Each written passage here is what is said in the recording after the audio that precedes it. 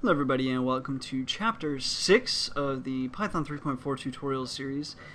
In this video we're going to be talking about the for loop. Now the for loop is used for many of the same exact tasks as the while loop.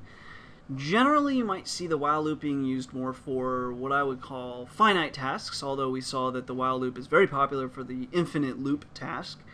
But generally you have a very structured amount in mind when you use the while loop.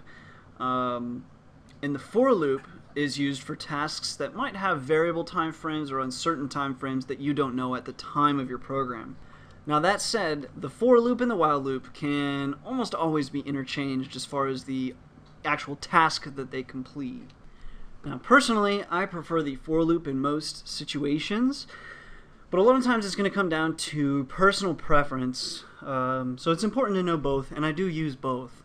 So with that, let's go ahead and get started. So let's say for a for loop, for example, generally a for loop is often used with a list. So we're going to make an example list, and we're going to call it example list.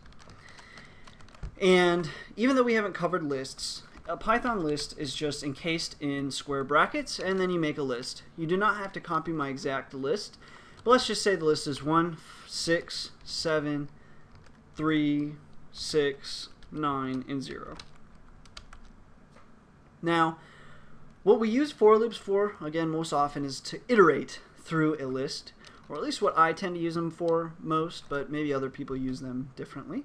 Now we can say for x in example list colon enter, and here we have the block of code that will go underneath our for loop and the automatic standards that come with Python. So for x in example list, and for now let's just print x. And what this does is it basically says for x in example list, so we could actually say for, maybe an easier way to think about this would be for thing in example list, print thing. Okay, so it's going to print 1673690. Okay, so let's save and run that. And sure enough, it prints out 1673690, just as we expected. Now, even though people tend to use for loops mostly to iterate through lists like this, you can also use a for loop as a very quick way to make a counter. So if you recall, our while loop required us to say x equals 1, then while x is less than 100 or whatever, do blah blah blah blah blah.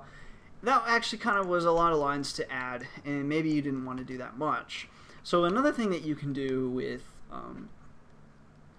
Python 3, and really any version of Python with the for loop, is for x in range, and then we can say 1 to 11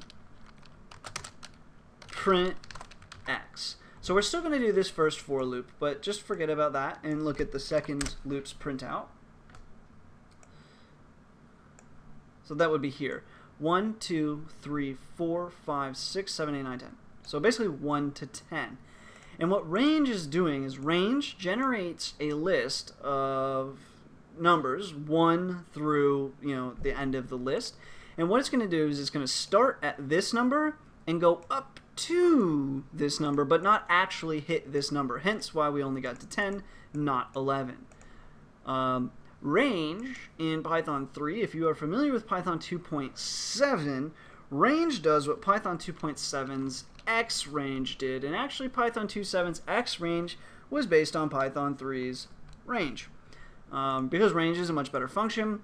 And what we've actually created here is a generator, and if we wanted to, we could generate this list and do this, and we're not actually going to let it finish this entire iteration, but I'm just going to show it as an example how quickly it begins to print those numbers.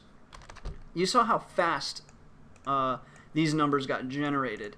Now in the old days, and without range being a generator, this generation of 1 to, I don't even know what number this is, would normally have created a gigantic list that was stored in your memory, and it would have literally, even if you had 64-bit Python, I've got 32 gigs of RAM, I would estimate that this probably would have blown out even my RAM. So anyway, that's the idea of a generator function as well, but maybe more on those later. So let's return back to the range being more like 11, and that's it. So that's going to conclude the for loop with Python 3. The next chapter is going to be concerning the if statement, so stay tuned for that.